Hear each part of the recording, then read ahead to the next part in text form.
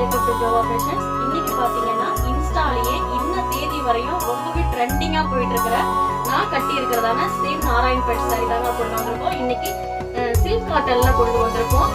சாரியோட full view பார்த்துக்கோங்க. இப்படிதான் இருக்கும். இந்த சாரிக்கு வந்து இன்ட்ரோவே தேவையில்லை, ஏன்னா அந்த அளவுக்கு இதுக்கு ஒவ்வொரு பேட்ச்லயும் நிறைய கொடுத்துருக்காங்க. ஒவ்வொரு கலர் மொத்தத்துக்கு நம்ம கிட்ட 8 கலர் இருக்குது.